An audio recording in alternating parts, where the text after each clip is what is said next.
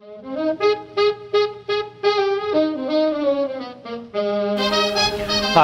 I'm Bill Wieringa, estate planning and elder law attorney, practicing in Southwest Michigan. Often when I'm doing an estate plan, my client will ask me, who should I pick for my power of attorney? And who should I ask to be my patient advocate? Well, I'd like to give you some of the criteria that I always suggest when people are making those kinds of selections. First, let's look at the power of attorney. That's the ability for someone to make financial decisions for you if you're unable to. Now, there are a couple of criteria that I like to consider when choosing someone to handle your financial affairs if you're unable to. You want to select someone who you believe was going to be reasonably close to you geographically if they're called upon to act. You see, it'd be difficult for someone to pay your electric bill or run to the bank for you if they live several states away.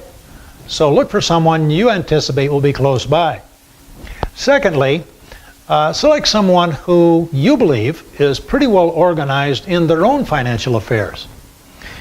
If they're the kind of person who lets things slip through the cracks, they don't get their own bills paid on time, etc., well, they're probably just going to mess up your affairs even worse because now they have more to do.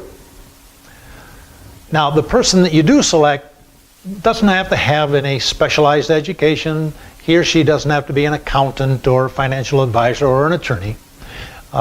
If they need that kind of help, they can hire it done.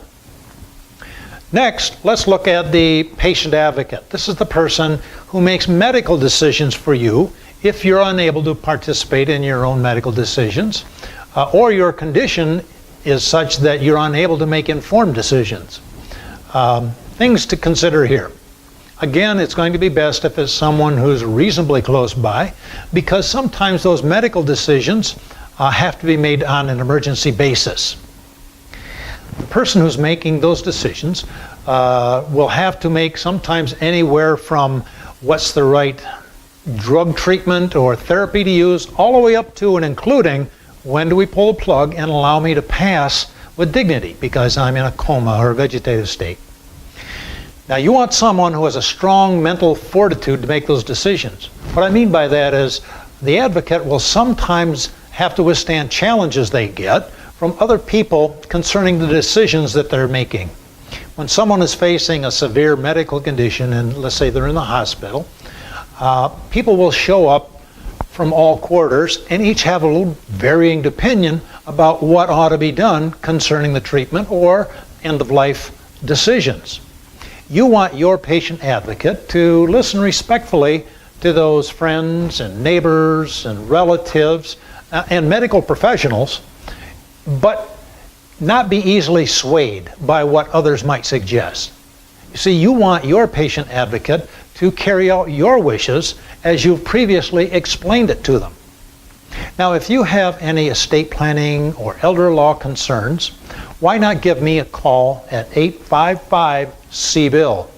That's 1-855-SEE-BILL. All my consultations are free and there's no obligation, so give me a call today and we'll schedule a meeting so that you can get your questions answered.